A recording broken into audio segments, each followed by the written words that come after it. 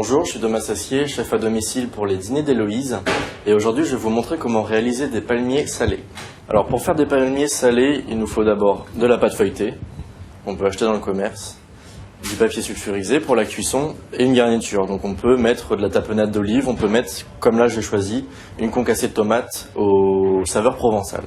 Alors, je prends ma bande de pâte feuilletée, que je mets face à moi, et sur toute la longueur de la pâte, je viens étaler ma garniture, donc la garniture que j'ai choisie.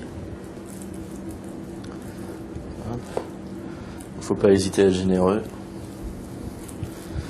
Voilà. Il y a vraiment la même épaisseur partout sur la pâte, parce qu'après, une fois qu'on l'aura roulé comme ça, vraiment les feuilles du palmier seront vraiment toutes identiques. Alors maintenant, on va pouvoir procéder au roulage. Donc, je prends l'extrémité de ma bande feuilletée, que je roule, j'aplatis bien pour éviter qu'il y ait trop d'air à l'intérieur du palmier. Voilà.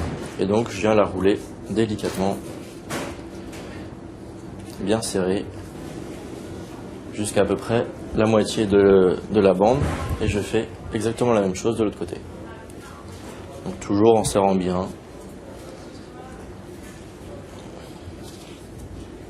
Donc maintenant, la préparation elle est prête, il n'y a plus qu'à la découper avant de la mettre au four.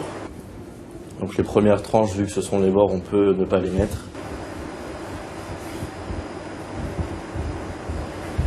On ne fait pas des tranches trop épaisses, un demi centimètre suffit pour justement pouvoir avoir un palmier assez petit, facilement mangeable, et éviter d'en mettre partout à la dégustation. Donc voilà, mes palmiers sont coupés, j'ai plus qu'à les disposer sur une grille avec du papier sulfurisé, du papier cuisson. Voilà, en leur donnant une jolie forme. Et là, ils vont pouvoir passer 10-15 minutes dans un four à 180 degrés. Et ils seront prêts. Ils seront chauds, il faudra attendre 5-6 minutes, les laisser refroidir. Donc mes palmiers sortent du four, je les ai laissés 5 minutes tempérés comme ça.